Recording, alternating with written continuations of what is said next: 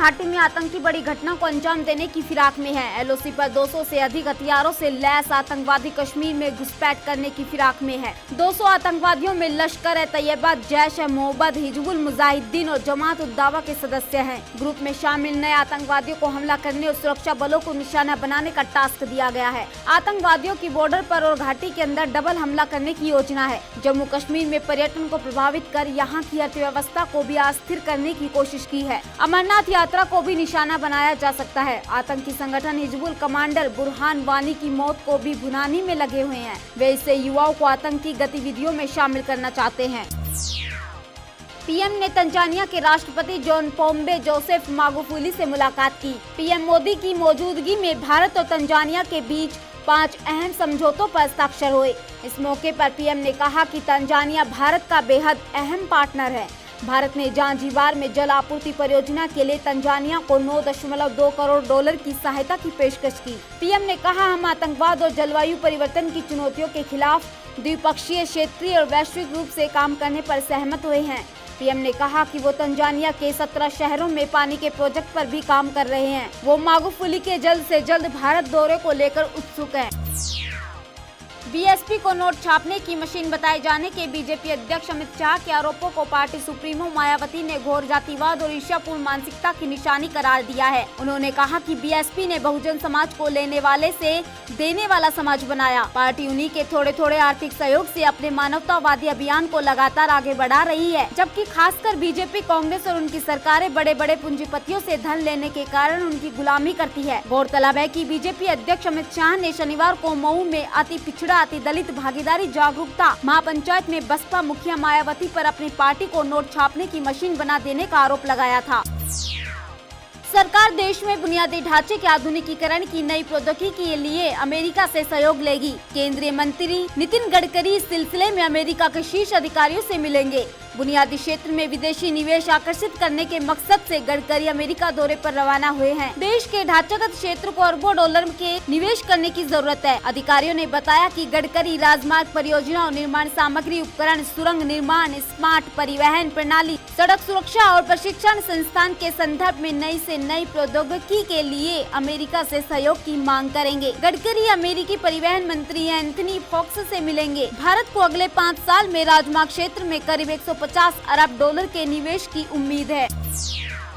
Serena Williams ने 7वीं बार Wimbledon champion बनने और 22वां ग्रैंड स्लैम खिताब जीतने के बाद अपनी बड़ी बहन वीनस के साथ मिलकर महिला युगल खिताब भी जीता। वीनस और सेरेना की गैर वरीयता प्राप्त जोड़ी ने हंगरी की टीमिया बाबोस और कजाकिस्तान की यारोस्लावा स्वेदावा की 5वीं वरीयता प्राप्त जोड़ी को 6-3, 6-4 से हराकर 6ठी बार विंबलडन युगल खिताब जीता। ये उनका ग्रैंड स्लैम में 14वां युगल खिताब है। ये दोनों बहनें ओवरऑल 23 बार फाइनल में पहुंची हैं, जिसमें से 22 बार उन्होंने खिताब हासिल किया।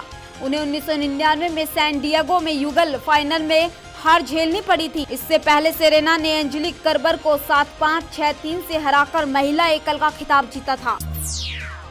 महाराष्ट्र मंत्रिमंडल विस्तार से बीजेपी में महासंग्राम शुरू हो गया है। सरकार में नंबर 2 की हैसियत आरएसएस के करीबी चंद्रकांत दादा पाटिल को मिल गई है।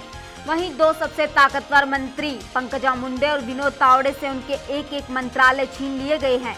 पंकजा अपनी लड़ाई ट्विटर पर ले गई और लिखा, सिंगापुर में हो रहे वर्ल्ड वाटर लीडर समिट में मुझे हिस्सा लेना था, लेकिन चूंकि मेरा मंत्रालय हटा लिया गया है, इसलिए अब मैं इस समिट में हिस्सा नहीं ले रही हूँ। पंकजा के पलटवार से रूस यात्रा पर गए मुख्यमंत्री देवेंद्र फडणवीस ने भी ट्वीट से उन्हें ही समझाया। वरिष्ठ नेता होने के नाते महाराष्ट्र सरकार के प्रतिनिधि के तौर पर आपको वर्ल्ड वाटर लीडर समिट में हिस्सा लेना चाहिए। हालांकि ट्वीट पर टकराव के बाद पंकजा मीडिया के सामने नहीं आ रही है। तावड़े भी कैमरों को टाल रहे हैं। हिजबुल मुजाहिदीन कमांडर बुरहान वानी के मारे जाने का विरोध पर सूचना और प्रसारण मंत्री वेंकैया नायडू ने कहा कि बुरहान वानी हिजबुल मुजाहिदीन का कमांडर था। कैसे किसी भारतीय की ऐसे व्यक्ति से सहानुभूति हो सकती है। बेहद हैरान हूँ कि कुछ लोग एक आतंकी के प्रति सहानुभूति रखने वाले तथा कथित प्रदर्शनकारियों का समर्थन करने की कोशिश कर रहे हैं। केंद्र और राज्य सरकार मिलकर स्थिति से निपटेंगे। जम्मू कश्मीर में हालात जल्द सामान्य होंगे। कुछ लोग जो हमारे पड़ोसी से प्रेरित है गड़बड़ियां पैदा कर रहे हैं। नायडू ने कहा कि पाकिस्तान को ऐसी चाल छोड़ देनी चाहिए। वे अपने प्रयास में सफल नहीं होंगे, लेकिन अगर पाकिस्तान ऐसा करना जारी रखता है तब सरकार को अपनी नीतियों के बारे में सोचना होगा।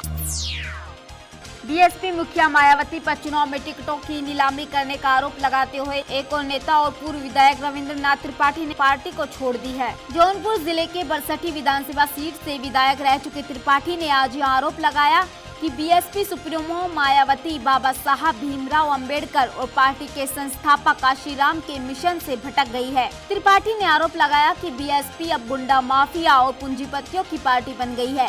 मायावती का अब नारा है, जिसकी जितनी थैली भारी उसकी उतनी हिस्सेदारी। गौरतलब है कि अभी कुछ ही दिन पहले बीएसपी के दो बड़े नेताओं स्वामी प्रसाद मौर्य और आर.के. चौधरी ने भी मायावती पर टिकटों की नीलामी का आरोप लगाते हुए पार्टी छोड़ दी थी। करीब 10 दिन दिल्ली एम्स में इलाज करवाने के बाद पूर्व बाहुबली सांसद शहाबुद्दीन रविवार को सुबह राजधानी एक्सप्रेस से भागलपुर वापस लौट आए। उनके साथ सुरक्षा कर्मियों का एक बड़ा अमला भी दिल्ली गया था। कमर दर्द की शिकायत के बाद आरजेडी के इस बाहुबली नेता को 29 जून को दिल्ली एम्स में ले जाया गया था। दिल्ली ले जाते समय शहाबुद्दीन जिस तेजी से नवगछिया स्टेशन पर ओवरब्रिज की सीढ़ियां चढ़े और उतरे थे, साथ में चल रहे पुलिसकर्मी भी अवाक रह गए थे। कमर दर्द के बावजूद सीढ़ियां चढ़ने में उनके चेहरे पर कोई तकलीफ नहीं दिखी। एम्स से लौटने पर भी शहाबुद्दीन में वही चुस्ती फुर्ती दिख रही थी। जेल सूत्रों की माने तो शहाबुद्दीन को अगले 6 माह तक कोर्ट में पेशी की छूट दी गई है। शहाबुद्दीन को कड़े सुरक्षा प्रबंध के साथ वापस जेल ले जाया गया। ओडिशा के कंधमाल जिले के गुमदुमाहा गांव में सीआरपीएफ और माओवादियों के बीच गोलीबारी में 5 आम लोगों की मौत हो गई थी। मरने वालों में 2 महिलाएं भी थी। सीएम नवीन पटनायक ने घटना की जांच के आदेश दे दिए हैं। घटना उस समय हुई जब क्षेत्र में सुरक्षा बल तलाशी अभियान चला रहे थे। तभी कुतर्मगढ़ मालापंगा के जंगलों में गश्त कर रहे जवानों पर माओवादियों ने हमला कर दिया। वहीं पुलिस अधीक्षक ने कहा, जवानों की तरफ जबरदस्त गोलीबारी की गई। उस वक्त बहुत तेज बारिश हो रही थी। क्रॉस फायरिंग के दौरान लोगों को ले जा रहा एक ऑटो बीच में आ गया। फायरिंग की चपेट में आकर 5 लोगों की मौत हो गई। जेएनयू के छात्र नेता उमर खालिद ने बुरहान वानी की मौत पर बड़ा बयान दिया है। उमर ने उसे क्रांतिकारी बताया है और जमकर उसका पक्ष लिया है। उसने एक फेसबुक पोस्ट में आजाद कश्मीर का नारा भी दिया। उमर ने बुरहान को वे चे ग्वेरा से जोड़ते हुए फेसबुक पर लिखा कि चे ग्वेरा ने कहा था कि अगर मैं मारा भी जाऊं तो मुझे तब तक फर्क नहीं पड़ता जब तक कोई और मेरी बंदूक उठाकर गोलियां चलाता रहेगा। गौरतलब है कि उमर खालिद पर देशद्रोह के आरोप है। उस पर आतंकी अफजल गुरु की बरसी मनाने और देश विरोधी नारे लगाने का आरोप है। इसी मामले में कन्हैया कुमार समेत 21 छात्रों के नाम थे। अमरनाथ यात्रा रविवार को लगातार दूसरे दिन भी बाधित है। जम्मू से घाटी में किसी भी तीर्थ यात्री को जाने की अनुमति नहीं है। एक वरिष्ठ पुलिस अधिकारी ने बताया कि किसी भी तीर्थ यात्री को कानून और व्यवस्था की स्थिति बनाए रखने के लिए रविवार को जम्मू के भगवती नगर यात्री निवास से कश्मीर जाने की अनुमति नहीं दी जाएगी। अधिकारी ने बताया कि हालांकि सुरक्षा कारणों से जम्मू से घाटी में यात्रियों को जाने की अनुमति नहीं है, लेकिन जो लोग पहले ही बालटाल और नुनवान पहलगाम के शिविरों में पहुंच गए हैं, शनिवार को उनकी यात्रा जारी रखी गई। गौरतलब है कि अनंतनाग जिले में सुरक्षा बलों के साथ मुठभेड़ में शनिवार को हिजबुल कमांडर बुरहान वानी को मार गिराया था, जिसके बाद घाटी में मोबाइल इंटरनेट सेवाएं बंद कर दी गई। संकट से घिरे उद्योगपति विजय माल्या की परेशानी कम होती नजर नहीं आ रही। डियाजियो के नियंत्रण वाली कंपनी यूनाइटेड स्पिरिट्स लिमिटेड ने एक नया खुलासा करते हुए कहा कि अनुचित लेन देन के जरिए कंपनी से 1225 करोड़ रुपए माल्या से जुड़ी किंगफिशर एयरलाइंस और उनकी फॉर्मूला 1 टीम सहित विभिन्न कंपनियों में पहुंचाया गया। यूएसएल को 2013 में अरबों डॉलर के सौदे में ब्रिटेन के डियाजियो समूह ने खरीद लिया था। तब ये माल्या के नियंत्रण में थी। यूएसएल ने स्पष्ट किया है कि माल्या के साथ कुछ महीने पहले जो समझौता किया गया उसमें ये ताज़ा खुलासा शामिल नहीं है। ईडी को इस फंड डाइवर्जन की जानकारी थी, इसलिए पूछताछ के लिए कुछ डियाजियो के अधिकारियों को तलब किया गया। इस मामले में ईडी जांच कर रहा है। मध्य प्रदेश और असम में लगातार हो रही बारिश से बाढ़ का कहर जारी है। दोनों राज्यों में हजारों लोग प्रभावित हैं। मध्य प्रदेश में अब तक बारिश के कारण अलग अलग घटनाओं में 11 लोगों की मौत हो चुकी। राजधानी भोपाल समेत 10 जिलों में बाढ़ की स्थिति बनी हुई है। लोगों का जनजीवन अस्त व्यस्त हो गया। जगह जगह लोग फंसे हुए हैं। कई जिलों का आपस में संपर्क टूट गया है। लोगों को सुरक्षित निकालने के लिए सेना और होमगार्ड के जवानों की मदद ली जा रही है।